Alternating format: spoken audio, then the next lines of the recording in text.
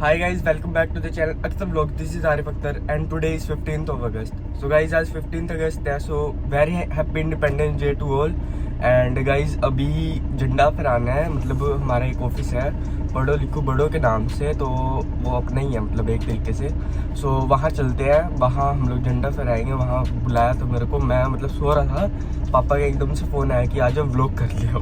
पापा का फ़ोन आया तो मैं कोई ना जी आता हूँ 2 मिनट में. तो मैं जल्दी रेडी हुआ. मैं नहाया नहीं हूँ, अभी शावर नहीं लिया मैंने, सिर्फ ड्राई क्लीन हो गया मैं, फेस वॉश वगैरह कर लिया. एंड चलो वहाँ चलते हैं हम लोग.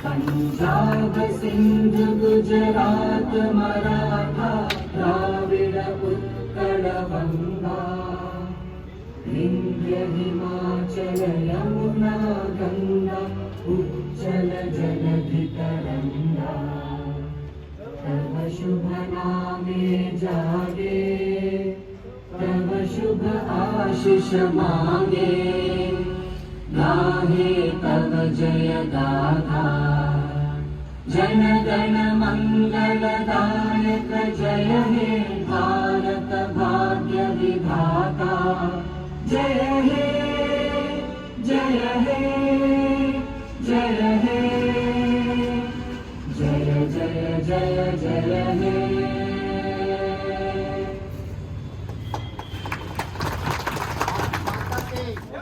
संस्था के द्वारा जो कार्यक्रम आयोजित किया गया, इस कार्यक्रम में पहुंचने पर सभी महानुभावों का संस्था की ओर से हार्दिक स्वागत अभिनंदन. आज भारतवर्ष की 75वीं स्वतंत्रता वर्षगांठ पूरे भारतवर्ष में पूरे ही हर्ष और उल्लास के साथ मनाई जा रही है. इसी उपलक्ष्य में, इसी कड़ी में संस्था पढ़ो लिखो बढ़ो चैरिटेबल ट्रस्ट के द्वारा भी हर वर्ष की भांति ये कार्यक्रम आयोजित किया गया. आज के इस कार्यक्रम में संस्था के जो सालाना कार्यक्रम रहते हैं उन पर ज़्यादा चर्चा न करते हुए आज के इस मुख्य कार्यक्रम में जो स्वतंत्रता दिवस के उपलक्ष्य पे आयोजित है, इस कार्यक्रम को मनाने का उद्देश्य उन क्रांतिवीरों को याद करना जिनकी कुर्बानियों की वजह से भारत देश को ब्रिटिश राज से मुक्ति मिली थी. लेकिन आज और उससे पहले जो वीर क्रांतिकारी इस दुनिया से शहीद हो गए, उनको याद करना हमारा एक नैतिक कर्तव्य बनता है. मैं आमंत्रित करना चाहूँगा हमारी संस्था से जुड़े जनाब शमीम अख्तर साहब कि वो मंच पर आएँ और अपने विचारों से हम सामीन को अवस्था करें. हाजी शमीम अख्तर साहब.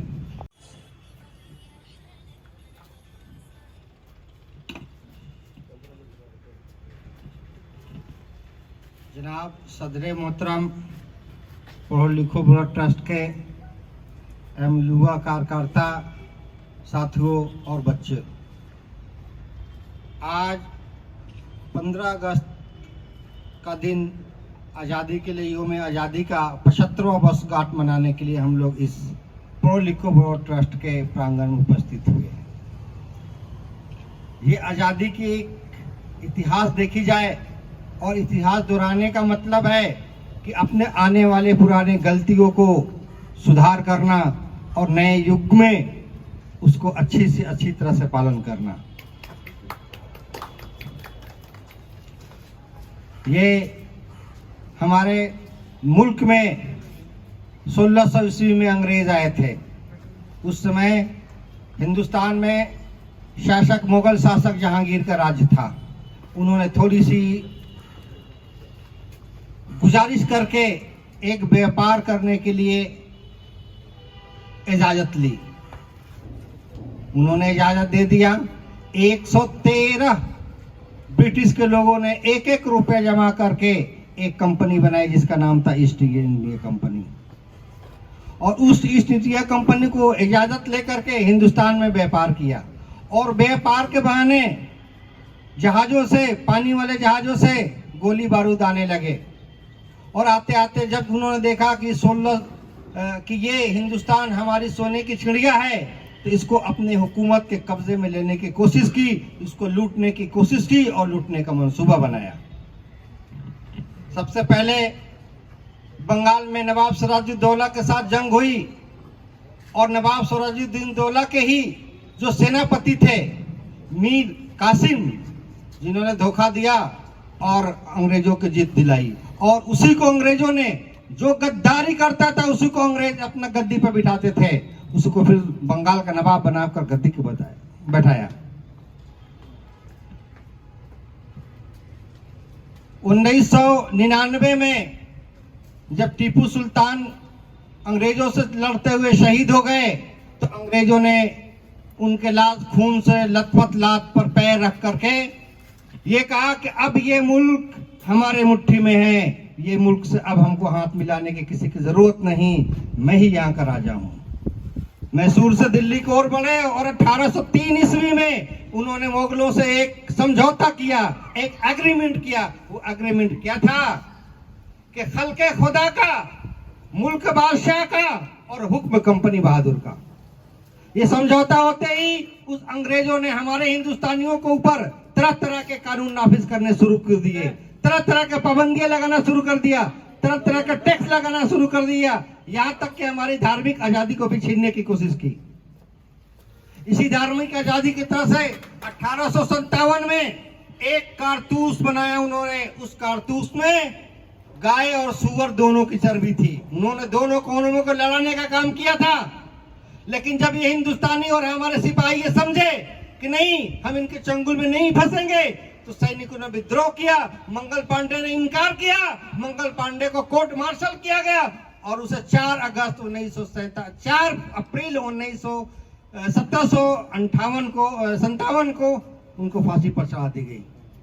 उनके फांसी पर चढ़ते ही हिंदुस्तान के एक नई क्रांति का आवाज हुआ और एक सैनिक विद्रोह हुई और मेरठ से सैनिक चल करके दिल्ली आए और बहादुर शाह जफर को अपना मुकुट पहना करके इस जंग के सदारत का बादशाह चुना, सदर चुना और उनके सदारत में एक जंग हुई जिसका नाम जंग आजादी और गदर के नाम से मशहूर है।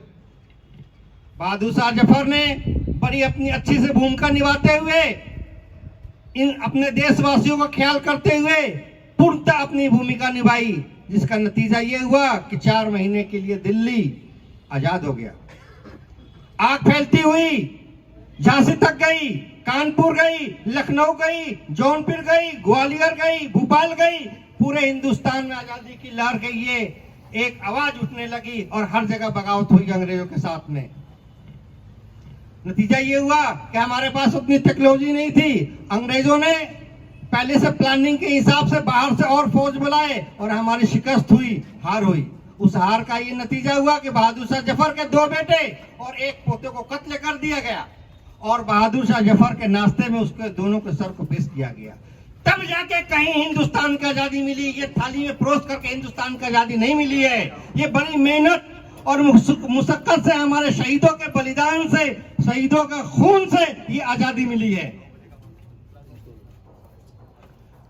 जब ये आजादी मिलने के बाद में जब ये 1857 की जंग चल रही थी तो बहादुर शाह को गिरफ्तार कर लिया।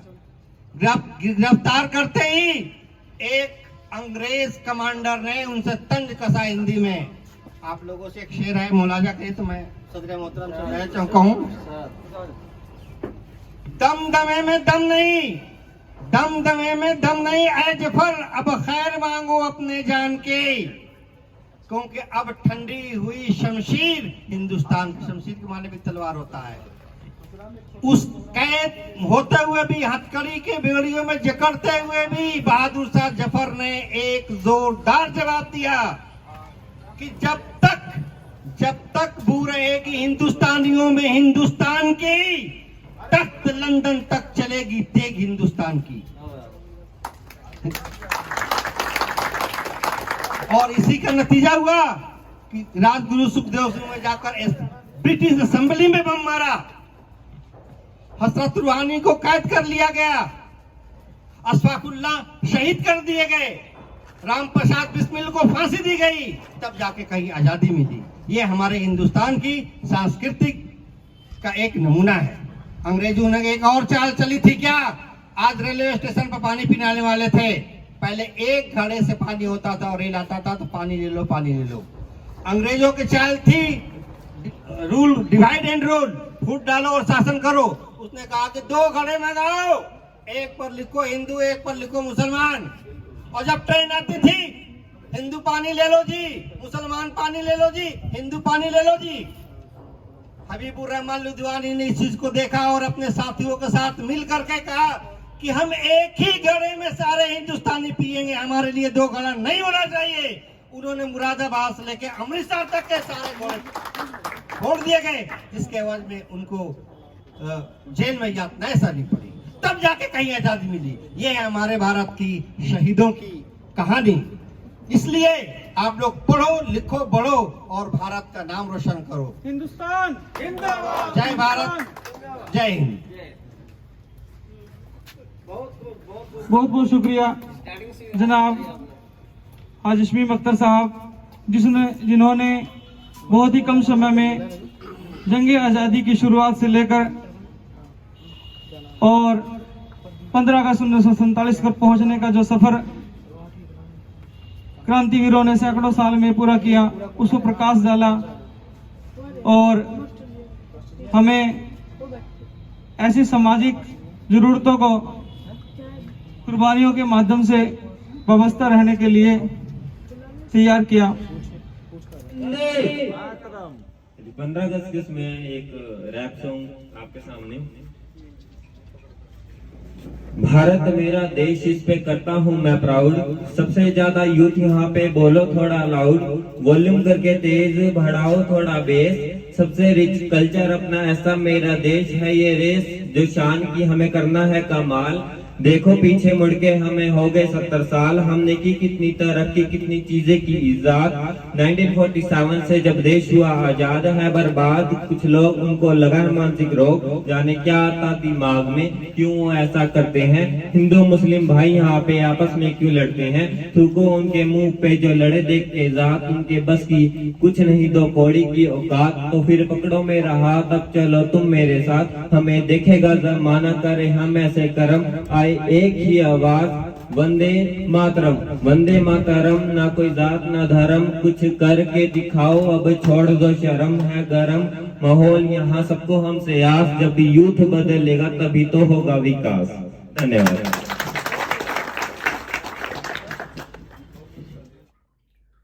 गाइज आप लोगों ने आज का व्लॉग देखा। आज बड़े पापा ने बहुत अच्छी स्पीच दी थी गाइज, और लास्ट में एक रैप सॉन्ग भी सुना होगा आपने, बहुत मजा आया गाइज आज। एंड दोबारा से happy independence day to all guys. And आज के व्लॉग को हम लोग यहीं एंड करते हैं। I hope you enjoyed the vlog and this is Arif Akhtar signing off. चाहिए तेरा प्यार, चाहिए तेरा स्ट्रेस, मुझे तेरे थोड़ा टाइम, बेबी चाहिए थोड़ा रेस्ट, मुझे करता था मैं ग्राइंड, जब भी कर दी थी तू फ्लेक्स, मुझ पे गाने